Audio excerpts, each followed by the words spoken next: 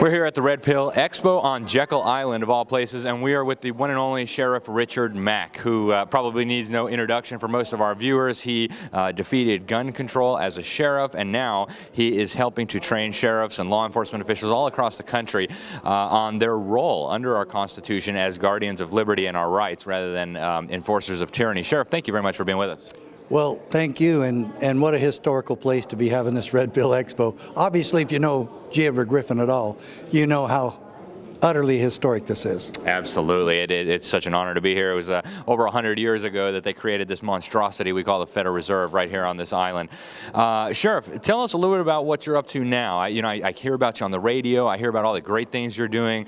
What is the progress on educating America's elected sheriffs about their real role under our system of government? Well, I guess that we've had a little bit of a partnership with JBS in doing that. I've read some of the New American magazines where you guys have talked about this for a long time. The New American was the first one to do an extensive article about my lawsuit way back when.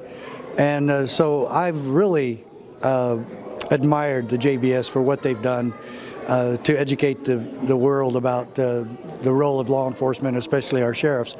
And I got that a little bit from my wife's parents.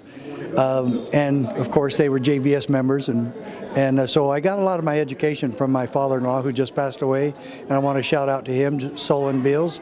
And he was a great man, and he gave me a lot of education throughout my years.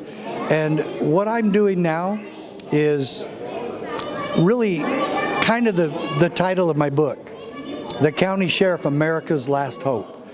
And every time we have training, or every time I give a speech like I did earlier today at the Red Pill Expo, people come up and tell me, this is the first time I've really felt hope listening to you today.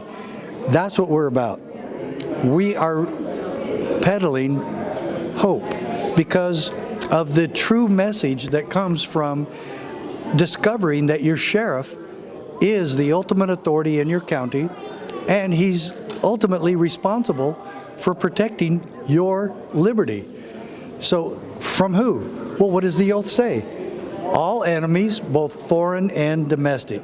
So God bless America's sheriffs who actually know and understand their duty to uphold, defend, protect, and preserve the United States Constitution. And if they do that, what are they actually doing? They're protecting your natural rights, your God-given rights. And could anything be more beautiful than that? And isn't it amazing? Liberty comes first in America. And that means to every peace officer, every sheriff, every chief of police, our duty and our responsibility first is liberty. Amen. And that's what we train in. That's wonderful. I couldn't agree with you more. And so we are living in some very weird times right now. We've got the cult of coronavirus, governors telling us who's essential, who's not. You can't go to church, but you can go get abortions. What should sheriffs be doing? I mean, across America, say you have a governor who says nobody move, everybody put a diaper on your face.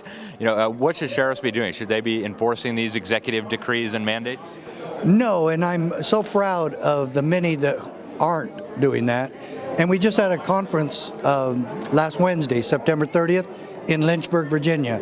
And about 30 of those sheriffs who have been standing against their governors and who have come out and said they refuse to enforce the mask laws and the shutdowns and all the other capricious orders from governors, self-appointed dictators, I might add, that they would not enforce it. But what we're trying to make sure is that these same sheriffs put the health department and put the governors and put the mayors on notice and work with the other chiefs of police in your communities to all be on the same page that we will not violate the rights of ordinary Americans who simply want to make a living or to, as the Statue of Liberty says, breathe free. And so the Statue of Liberty is supposed to depict what we really believe in America. Bring us your tired, your poor, your huddled masses yearning to breathe free. Well, how could we do that if we're slapping a muzzle on everybody and forcing them to breathe in what they're supposed to be getting rid of? And it doesn't even matter the efficacy of wearing a mask. Statistical analysis of wearing a mask does not make it constitutional. Do they have the authority to do this, all in the name of protecting us?